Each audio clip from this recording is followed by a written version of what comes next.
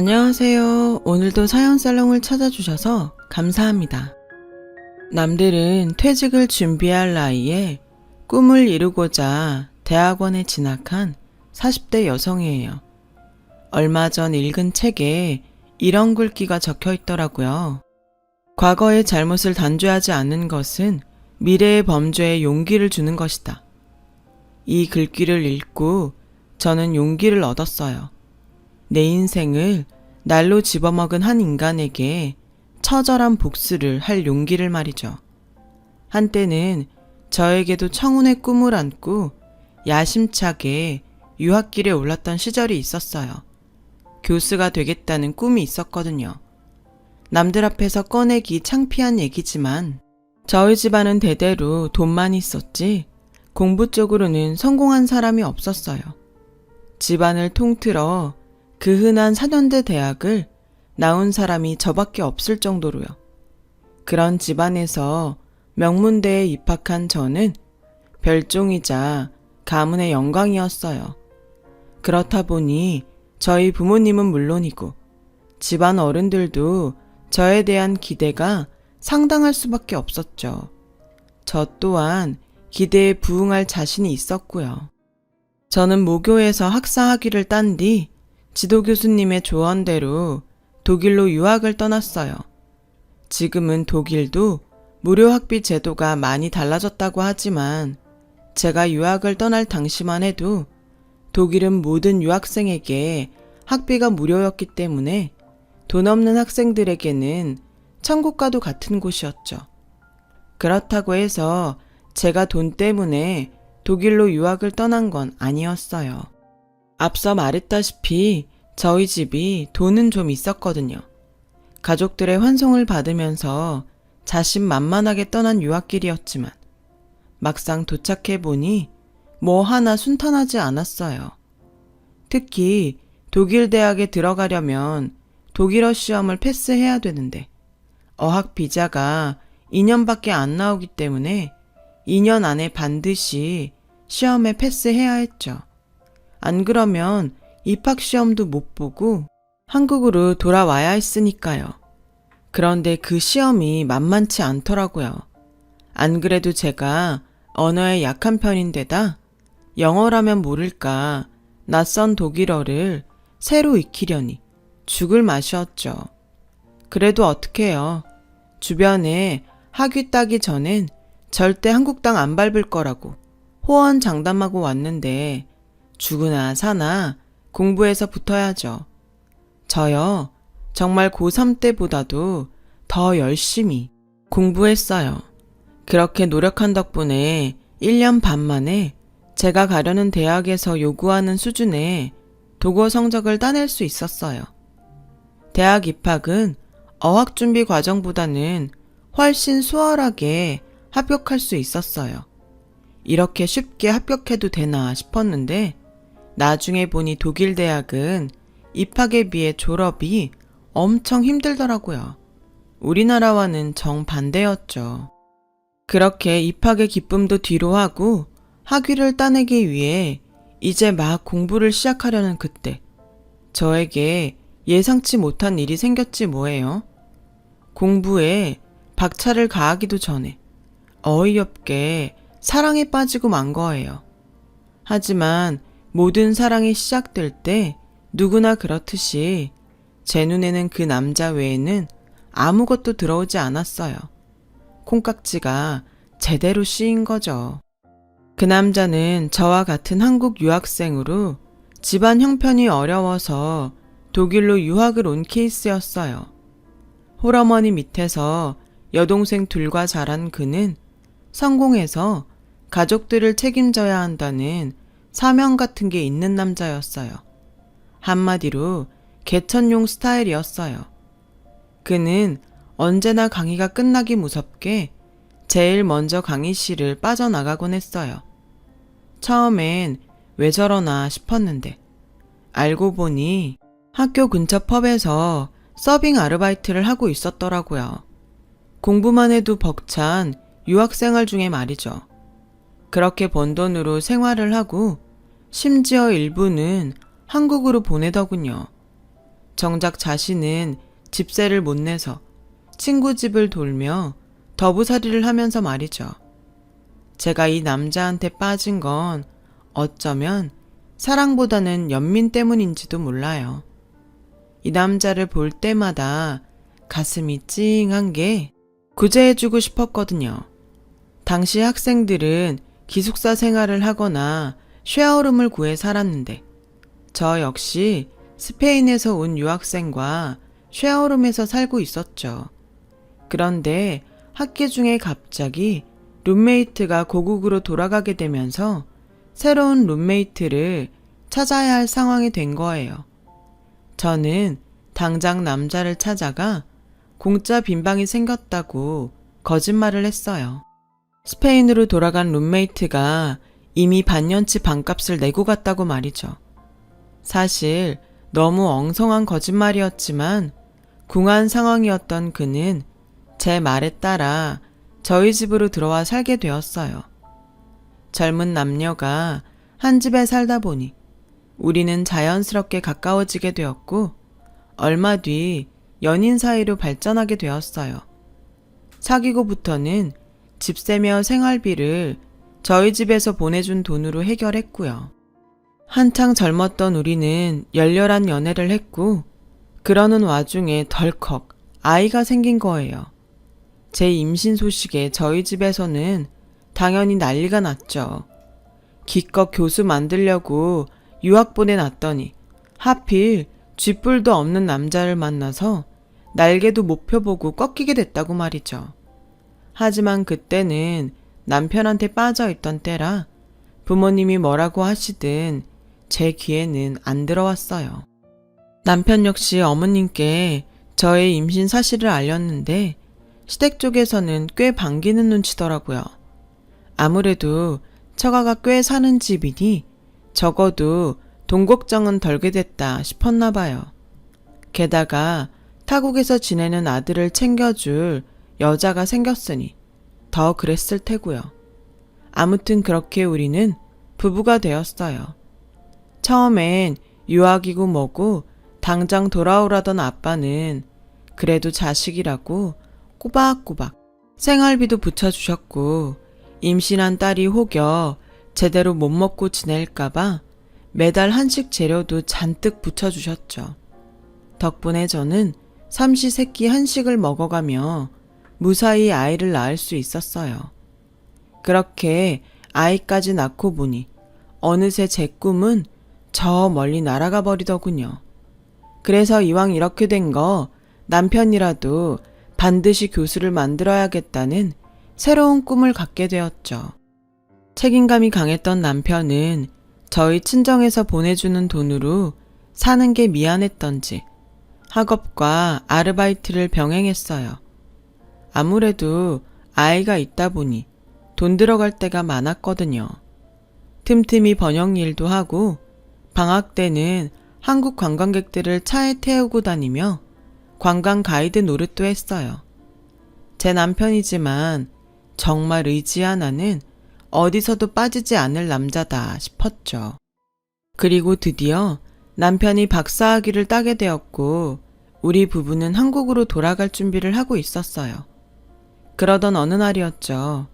남편이 누군가 통화를 하고 있었는데 통화를 하는 내내 꽤 심각한 표정으로 한숨을 푹푹 내쉬더군요. 통화를 마친 남편한테 누구랑 통화를 했냐고 물으니 어머님이라고 하더군요. 그래서 집에 무슨 일 있냐고 물었죠.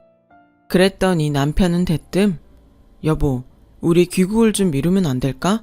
당장 한국으로 돌아간다고 해도 강의 자리가 바로 나는 것도 아니고 보나마나 생활하기도 버거울 텐데 비자 기간도 남았으니까 1년만 더 살자. 솔직히 저는 당장 한국으로 돌아가고 싶었지만 남편이 이런 부탁을 하는 데는 그럴 만한 이유가 있을 거란 생각에 한국행을 고집할 수만은 없었어요. 그래서 이유를 물었어요. 그랬더니 남편이 그러더군요. 유학생활도 처가 도움받아 했는데 한국에 정착하면서도 처가에 손을 벌리는 게 솔직히 너무 창피해서 그래.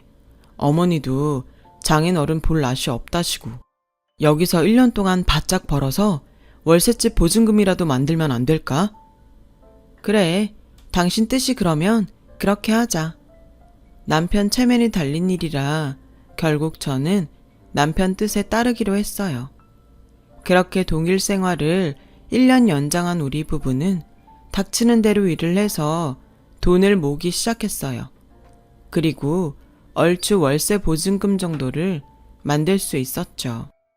사실 그럴 수 있었던 건 남편 몰래 친정 엄마가 매달 보내준 생활비 덕분이었지만요.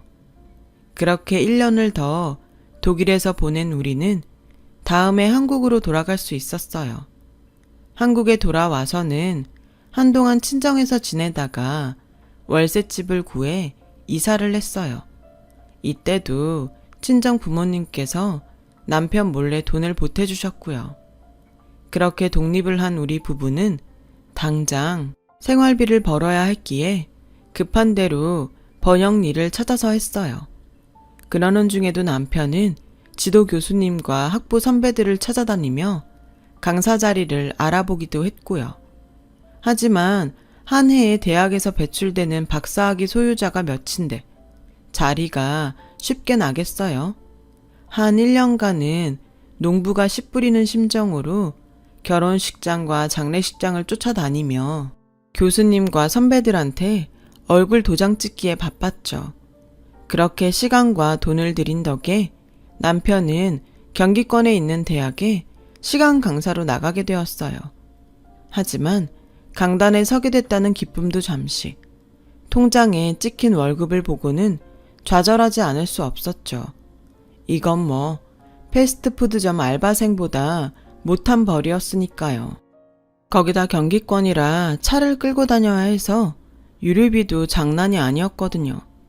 그래서 저는 친정 부모님께 아이를 맡기고는 본격적으로 구직에 나섰죠. 안 되면 설거지 알바라도 할 생각으로요. 엄마는 그러지 말고 남편이 전임자리 얻을 때까지 아빠 도움을 받으라고 하셨지만 벼룩도 낯짝이 있지. 우리 부부 유학생활도 부모님 도움으로 했는데 더는 낯뜨거워서 손 못 벌리겠더라고요. 그러던 차에 선배가 하는 학원에 강사 자리가 났다고 해서 저는 당장 출근을 하기로 했어요. 제가 학원에 나가는 시간에는 남편과 친정엄마가 번갈아 아이를 봐주었어요. 그러다 남편이 강의 나가는 대학이 몇 개 더 늘어서 아예 친정의 아이를 맡기게 되었죠. 부부가 양쪽으로 벌어들인 덕에 조금씩 생활은 안정을 찾아갔고 월세집에서 전셋집으로 이사를 할 수 있었어요. 그러는 사이 우리 아들은 초등학교에 입학을 하게 되었고요. 그러던 어느 날이었어요. 남편이 술에 취해 돌아왔더라고요. 표정을 보니 밖에서 무슨 일이 있었던 게 분명한데 통 말을 안 하더군요. 그렇게 며칠이 지났는데 뜬금없이 남편이 그러는 거예요. 나 그냥 다른 일 알아볼까? 시간 강사 해봐야 돈도 안 되고 전임 된다는 보장도 없는데. 그게 무슨 소리야. 그동안 고생해놓고 이제 와서 포기한다고? 안 돼. 내가 누구 때문에 공부 포기했는데 당신이라도 교수 돼야 내가 덜 억울하지. 당신 무슨 일 있지? 숨기지 말고 말 좀 해봐. 그제야 남편은 며칠 전 있었던 일을 얘기했어요. 학부장이 대놓고 그러더래요. 자기 딸이 이번에 시집을 가는데 남편이 의사라 혼수며 예단비가 꽤 들 것 같다고요. 처음엔 그냥 그런가 보다 했는데 말미에 이런 소리를 하더래요. 다음 학기에 전임교수 모집 공고를 낼 생각인데 모르는 사람 들이느니 자기 사람 뽑는 게 낫지 않겠냐고요. 그러면서 처가가 꽤 산다고 하던데 딸 결혼으로 돈이 궁해 그런가 요즘 같아선 자네가 그렇게 부러울 수가 없다고요. 딱 들어도 돈을 요구하는 말이었어요. 남편 역시 그 말뜻을 알고는 있지만 차마 제게 돈 얘기를 꺼내기 어려웠던 거였죠. 그 돈 내가 만들어 줄게. 오늘 가서 학부장한테 정확히 얼마가 필요한지 물어보고 나한테 전화해. 내가 무슨 수를 써서라도 그 돈 꼭 마련할 테니까. 알았지? 말은 이렇게 했지만 사실 저라고 돈 구할 방법이 있는 건 아니었어요. 그래도 지금까지 어떻게 버텼는데 이렇게 기회를 놓칠 수는 없겠더라고요. 학원에 출근을 하기 전에 일단 주거래은행에 들러 대출 상담을 했어요. 다행히 4대 보험에 가입돼 있어서 대출은 가능했지만 대출 금액은 생각보다 얼마 안 되더라고요. 그래서 어떻게 해야 하나 고민을 하는데 남편한테 전화가 왔더라고요. 뭐? 7천만 원? 아, 완전 도둑놈 씹어도 아니고 어떻게 그 큰 돈을 바래? 암튼 알았어. 돈은 어떻게든 마련할 테니까 당신은 교수 임용 약속 확실히 받아놔. 순간 눈앞이 캄캄했어요. 1, 2천만 원도 아니고 7천이라니요. 로또라도 당첨되지 않는 한 제 선에서 구할 수 있는 돈이 아니었어요. 그래서 아빠를 찾아갔어요. 그리고는 자초지종을 설명하고 7천만 원만 해달라고 부탁드렸어요. 아빠는 한참을 말없이 생각에 잠기셨죠. 네, 그동안 널 봐서 아무 말 않고 니들 사는데 지원을 해줬다만 더는 안 되겠구나. 제 힘으로 교수 될 능력도 안 되는 놈이라면 더는 투자 못하겠다. 야비해도 할 수 없다. 이 애비는 자선사업하는 사람이 아니다. 정 그 돈이 필요하다면 이서방이 직접 와서 정식으로 차용증 쓰고 나한테 돈을 빌리라고 해. 당연히 이자도 받을 생각이다. 그러지 않으면 어림도 없어. 뜻밖이었어요. 아빠가 그렇게 나을 줄은 몰랐거든요. 퇴근 후 남편한테 그 얘기를 했더니 남편도 내심 놀라는 표정이었어요. 그래도 어쩌겠어요. 우리 부부한테 그 큰 돈을 빌려줄 사람은 아빠뿐인걸요. 결국 남편은 아빠 사무실로 찾아가 차용증을 쓰고 변호사 사무실에서 공증을 받고서야 돈을 빌릴 수 있었어요. 우여곡절 끝에 남편은 전임 교수가 되었고 저는 아빠한테 빌린 돈을 갚기 위해 식당 설거지까지 해야 했어요. 물론 남편한테는 비밀로 하고요. 그렇게 7년을 꼬박 일해서 결국 저는 아빠한테 빌린 돈을 다 갚을 수 있었죠. 교수 월급이 얼만데 설거지를 하며 그 돈을 갚았냐고 하겠지만 거기엔 그럴 만한 이유가 있었어요. 시댁이 워낙 가난해서 시누이 둘을 시집 보내는데 우리가 돈을 보태줘야 했거든요. 거기다 자리가 자리인지라 남편이 밖에서 쓰는 돈도 만만치 않았고요.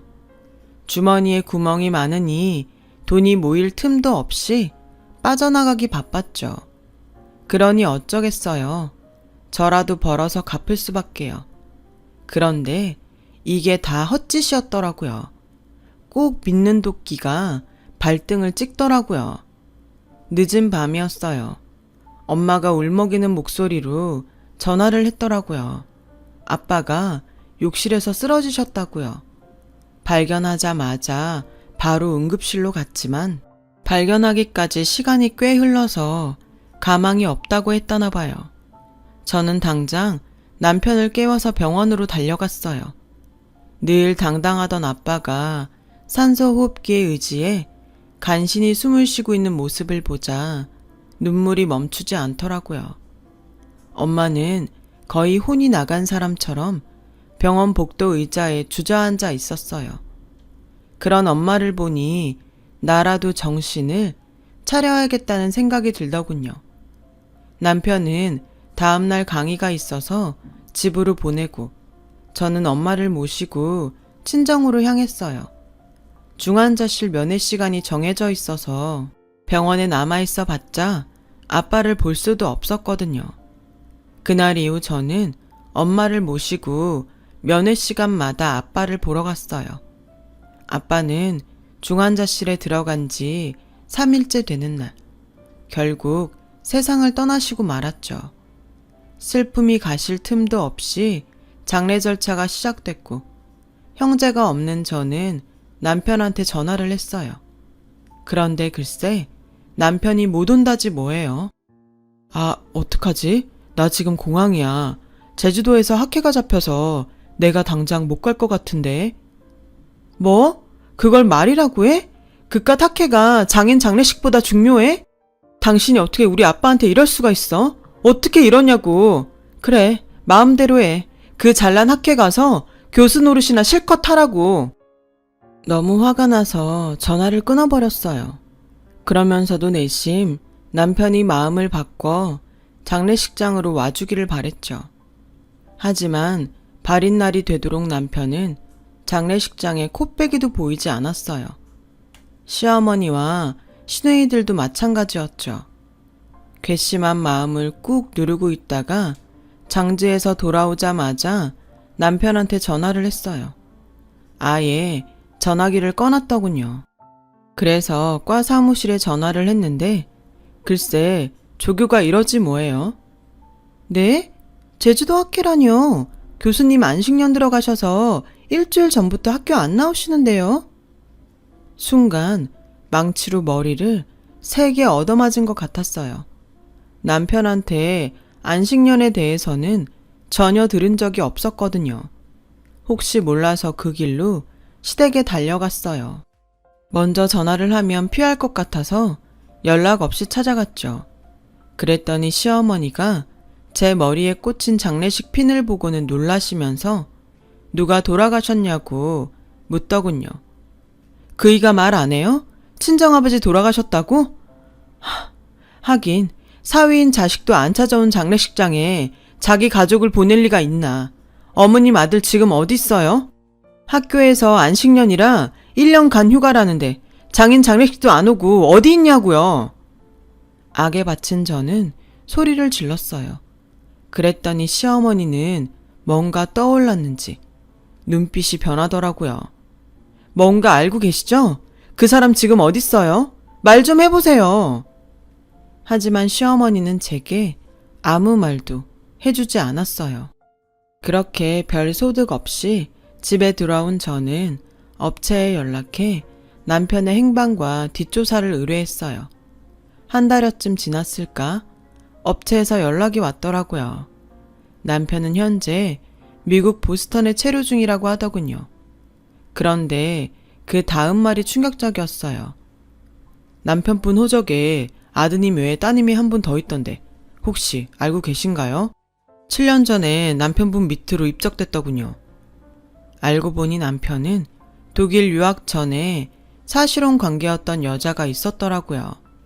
독일에서 알바를 하며 돈을 붙였던 것도 시댁이 아닌 그 여자한테 보냈던 거였죠.